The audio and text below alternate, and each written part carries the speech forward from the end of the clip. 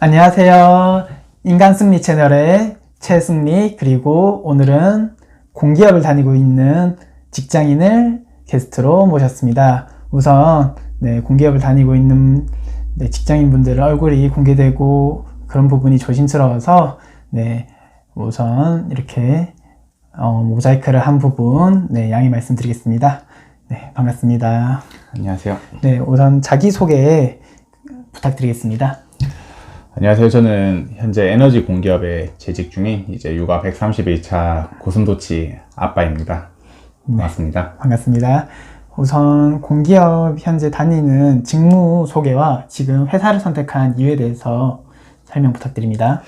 저는 현재 이제 정부 세종청사에서 이제 정보보안 업무를 지금 하고 있고요. 이제 정보보안 업무라고 하면 어떻게 보면 광범위할 수도 있는데, 지금 제가 맡은 업무는 주로 이제 전산 장비가 이제 해킹 피해가 발생했을 때 이제 해커들이 어떤 경로로 해당 시스템에 침입을 했고 어떤 피해가 발생했고 어떤 자료들이 이제 유출된 것들이 있는지, 그런 것들을 이제 분석하고 대응하는 업무를 주로 메인으로 하고 있습니다. 그리고 현재 직장 선택한 이유도 물어보셨나요? 네. 현재 직장을 선택하게 된 계기는 사실 대학교 졸업하고 나서 제가 여러 군데 이제 면접도 가고 이제 시험도 쳤었는데요. 가장 먼저 최종 발표가 난 직장을 선택해서 지금 현재 다니고 있는 거고요. 이 부분에 대해서는 저는 사실 대학교 졸업하고 나서 특정 이제 기업을 타겟팅을 하고 거기에 들어가기 위한 사람 많지는 않다고 생각하거든요. 사실 다들 여러 군데 지원하고 가장 먼저 합격하는데 다니고 있는 거라 생각하기 때문에 저도 그렇게 했고요. 거의 현재 굉장히 만족하고 다니고 있습니다. 우선 지금 현재 직무가 정보보안 쪽이라고 하셨는데, 그러면 전공은 어떻게 되실까요? 전공은 컴퓨터공학과 졸업했습니다. 컴퓨터공학과에서도 이렇게 정보보안에 관련해서 많이 배우고 있나요? 컴퓨터공학과를 가게 되면 전공에서 정보보안 관련된 이제 과목도 있지만 대부분 다 선택 전공이라서요. 이제 정보보안 업무에 관심이 있는 친구들은 주로 이제 정보보안 학과를 가고요. 그리고 저 같은 경우에는 전공 선택으로 정보보안 이론이었나? 개론 쪽 과목 하나만 듣고 사실 정보보안 관련된 수업은 전혀 듣지 않고 졸업한 상황에서 정보보안 업무를 하게 된 케이스입니다. 그렇게 그러면 심도 있게 배우진 않았는데 정보보안 분야에 취업을 하셨잖아요. 네. 그러면은 특별히 어려운 거나 아니면은 어떻게 하다가 정보보안 쪽을 선택하게 됐는지도 한번 말씀 부탁드립니다. 제가 정보보안 업무를 선택했다기보다는 저 같은 경우에 처음에 해당 다니고 있는 현재 직장에 처음에 이제 이력서를 지원할 때 사실 체크를 잘못해서 저는 전산 쪽 업무를 지원하려고 했는데 체크박스 실수 때문에 정보보안 업무에 지원하게 됐고요.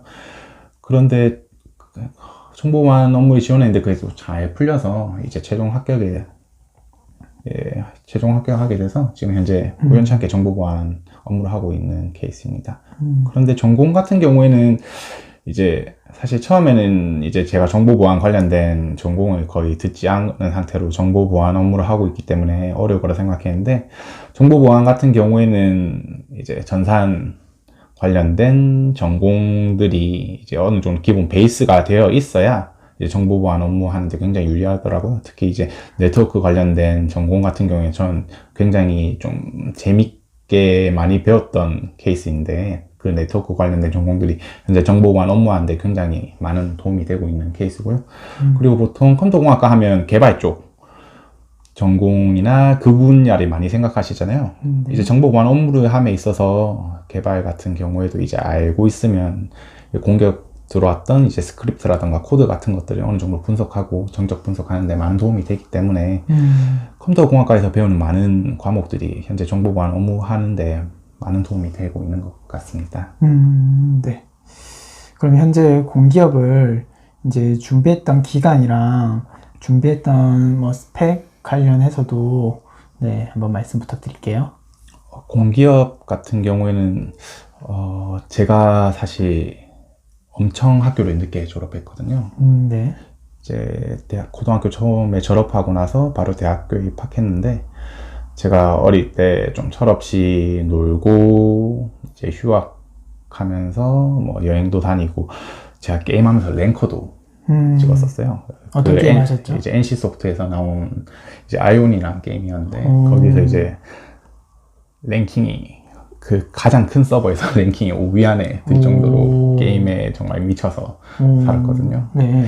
이제 그런 게임도 하고 이제 또 돈 모아서 이제 여행도 다니고 이러다 보니까 어느새 이제 대학교를 졸업하는데 10년이란 세월이 걸렸습니다. 이제 10년이란 세월이 걸리다 보니까 이제 졸업을 했을 때 나이가 30살이더라고요. 그래서 저 같은 경우에 이제 취업을 할 때 나이가 많다 보니까 남들보다 좀 차별된 스펙 같은 게 있어야지 아무래도 취업 시장에서 아무래도 제 몸값이 어느 정도 올라갈 것 같아서 대학교 졸업하기 전에 이제 중소기업 같은 데는 사실 가기가 좀 수월한 편이 있잖아요. 그래서 그렇죠. 예, 중소기업에 먼저 다니면서 예, 이제 중소기업 다니면서 이제 학교 같은 경우에는 그 직장에서 일을 한 시간만큼 이제 전공 시간으로 이제 변환해주는 그런 과목이라고 해야 되나? 그런 편성된 게 네. 있더라고요. 이제 그런 거 통해서 이제 전공 학점도 채우고 네. 그리고 학교 다닐 때 이제 그렇게 안 채워지는 부분들은 교수님한테 좀 양해를 구해서 F가 나오지 않게 해달라고 좀 양해를 구하면서 학교를 다니면서 그렇게 학교를 졸업하고 네. 제가 이제 졸업한 뒤에 이제 제대로 어느 정도 취업을 하기 위해서 준비하려고 보니까 경력이 한 1년 정도 쌓였더라고요. 경력이 그래서 1년 이상 쌓인 그 스펙을 이력서에 집어넣어서 지원을 하다 보니까 네. 서류는 절반 이상이 통과가 됐었던 것 같습니다. 특별히 뭐 기사 자격증이나 그런 거 한국사나 공기업은 이런 몇 가지 커말이랑 필수적인 게 있잖아요. 아, 그렇죠. 그 정도는 어떻게? 컴퓨터공학과다 보니까 네. 제가 이제 졸업할 땐 정보처리기사 자격증이 있는데 네. 현재는 정보처리기사 자격증이 따는 게 난이도가 조금 어려운데 네. 제 때는 정보처리기사 자격증 따는 게 엄청 쉬웠거든요. 그래서 이제 미리 취득하셨군요. 예, 그 정보처리기사 취득을 그렇게 했었고 네. 이제 어학 같은 경우에는 사실 거의 필수 조건이잖아요. 필수 네. 조건인데 저 같은 경우에 이제 그 미리 회사를 다니면서 그 학교를 다니다 보니까 어학을 이제 부랴부랴 따려고 하는데 네. 이 단시간에 따는 게 쉽지가 않더라고요. 주변에 보면 같이 학교를 다니는 이제 동생들 봤을 때 대부분 다 이제 800점 정도는 커트라인으로 두고 이제 맞추던데 제가 갑자기 공부를 해서 800점에 맞추려니까 조금 버거운 감이 있어서 저 같은 경우에 이제 스피킹 쪽, 오픽 쪽으로 준비를 했었고요. 네네. 오픽 같은 경우에 주로 이공계 같은 경우에는 제 때는 IM2 이상이면 거의 대부분 이제 서류 컷은 가능한 점수였거든요. 그래서 한 달 정도 이제 오픽 관련된 학원에 다녀서 시험을 쳤더니 IM2가 딱 나와서 그렇게 저는 이제 서류에 그 어학 성적을 넣어서 그렇게 취업 준비를 했던 것 같습니다. 그럼 그때가 한 몇 년 전이죠? 17년도였습니다. 그러면 지금 22년도니까 한 5, 6년 전에 취업 준비해서 맞습니다. 입사한 지 한 5, 6년 정도 되셨네요. 예. 그럼 회사에서 5, 6년 정도 되면은 공기업도 직급이 있을 건데 어떻게 대리나 이렇게 과정이 되셨나요? 지금 대리입니다. 네. 그렇다면 현재 공기업은 지금 다니시는 회사가 주간, 야간 이렇게 순환도 할 거고 뭐 공기업이다 보니까 지방 순환도 할 건데 이런 근무 상황에 대해서도 좀 자세히 말씀 부탁드립니다. 저는 제일 처음에 입사했을 때 네. 이제 보안관제라고 해서 이제 교대 근무를 했었고요. 네.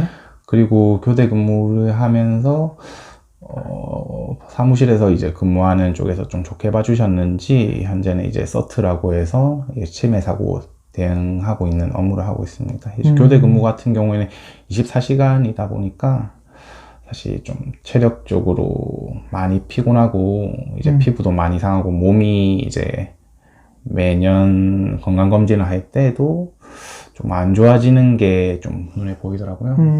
그래서 좀 더 빨리 나오려고 했던 것도 있고, 그리고 순환근무 같은 경우에는 이제 저희 회사 같은 경우에는 이제 초급 간부 올라가기 전까지는 이제 노조에서 어느 정도 네. 막아주는 장벽이 있기 때문에 그렇게 쉽게 자기 의사에 반해서 다른 지역으로 잘 가진 않습니다. 근데 제 주변의 친구들 중에 금융공기업이나 이런 데 다니는 친구들 보면 금융 관련된 쪽은 아무래도 순환근무가 이제 초급 간부가 아니더라도 어느 정도 강제적으로 순환을 시키는 그런 게 있는 것 같긴 하더라고요.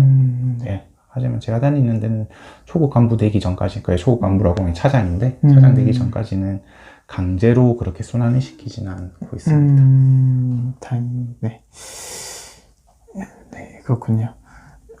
그러면 현재 직장에 뭐 만족도가 높겠지만 그래도 단점이 있을 거라고 생각을 하거든요. 어느 직장이나. 그래서 장단점에 대해서 좀 말씀 부탁드립니다. 장단점이라 사실 공기업 다니시거나 아니면 공무원, 공직자분들이 모두 똑같이 하는 말이 있거든요. 네. 나도 안 잘리지만 저놈도 안 잘린다. 맞습니다. 예. 유명한 명언이죠. 예. 네. 그게 정말 가장 큰 단점인 것 같습니다. 아무래도 일을 하다 보면 어느 정도 좀 농땡이 부린다고 하죠. 농땡이 부리고 약간 월급을 축낸다는 네, 그런 사람들이 뭐 많진 않지만 한두 명 꼭 있거든요. 어디나 있죠. 네, 네. 그런데 사기업 같은 경우에는 이제 그분이 절대 실적이 안 나오는 게 당연한 거니까 아무래도 자기네들이 뭐 1억 매출을 올려야 8천에 월급을 줄 텐데, 연봉을 줄 텐데 1억의 매출을 못 올리는 사람을 계속 데리고 있을 이유는 없잖아요. 뭐 다른 장점이 있지 않는 이상. 그죠. 근데 공기업이나 아무래도 공공 쪽은 이제 강제로 이제 사람을 이제 자르는 게 힘드니까. 네, 그 부분이 조금 단점인 것 같고요. 네네. 뭐 장점이라고 한다면, 네, 저도 안 잘리니까. 좀 안정성이. 고용 안정성이 그러니까. 장점이죠. 근데 요즘은 또 사기업도 네네. 옛날처럼 그렇게 쉽게 잘리는 것 같지는 않더라고요. 네, 그래서 그 장점이 좀 많이 희석된 느낌이 있어서 조금 아쉽긴 하지만 그래도 네. 뭐 워라밸적인 측면에서도 뭐 요즘 사기업도 많이 나아졌다고 하지만 공공 쪽이 그래도 워라밸은 조금 더 낫지 않나 하는 생각도 들긴 듭니다. 네. 그러면 지금 직장을 다니면서 앞으로 이렇게 직장을 준비하는 분들이 있을 건데 현재 직장에 안 맞을 것 같은 사람들이 있나요? 네. 네. 아무래도 사기업 같은 경우에는 방금 말씀드렸던 거랑 어느 정도 유사한 부분이 있긴 한데 네. 뭐 내가 100의 성과를 내면 뭐 그 성과를 낸 100을 전부 보상은 안 해줄 수는 있지만 사기업 같은 거래 한 80, 70은 보상을 어느 정도 줄 거라고 생각을 하거든요. 우리 주변에 실제로 다니는 친구들 보면 그런 경우도 많고.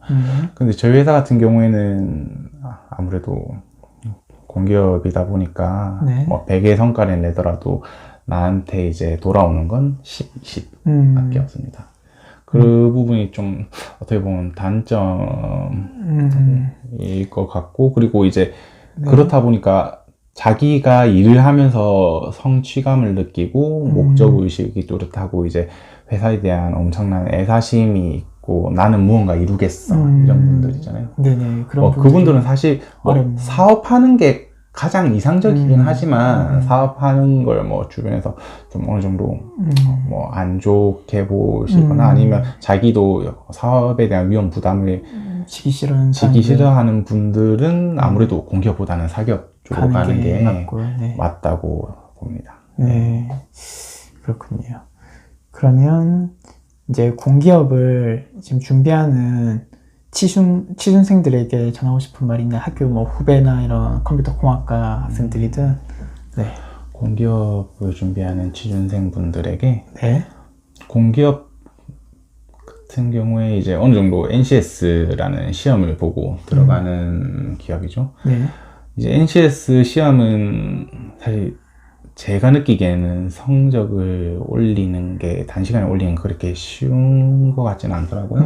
그런데 어느 정도 감이 좋은 친구들은 사실 오래 공부를 안 해도 성적이 좀 잘 나온 부분이 있는 것 같고요. 그래도 보면 꾸준히 공부를 하면 성적이 공기업에 합격할 커트라인 점수는 다 넘는 거를 제 주변에 이제 친구들이 준비하는 걸 봤을 때 봤기 때문에 어느 정도 NCS 성적이 나온다 하는 분들은 네. 이제 내가 남들보다 면접장에 갔을 때 차별점을 둘 수 있는 그런 게 한 개 이상은 있어야 굉장히 큰 메리트가 있다고 봅니다. 저 같은 경우에는 이제 실제로 대학교 졸업하기 전에 중소기업에서 1년 이상의 경력을 쌓았던 게 이력서에서도 이제 큰 역할을 하지만 특히 면접에 갔을 때 사실 내가 학교에서 배운 전공을 이제 실무에 접목을 시켜서 남들한테 설명을 할 수 있다는 게 면접장에서 저는 그게 굉장히 큰 메리트라고 느꼈었거든요. 여러 가지 질문들이 왔을 때 그 질문을 내가 알고 있는 이론과 실무를 이렇게 접합해서 남들한테 설명을 할 수 있는 부분이니까요. 네. 그래서 저는 그렇게 준비를 하는 것도 꽤 좋은 방법이라는 생각을 그렇죠. 하고 있습니다. 확실히 회사를 중소기업이든 어디든 경험해보면 그 경험치가 또 다르니까. 네. 네.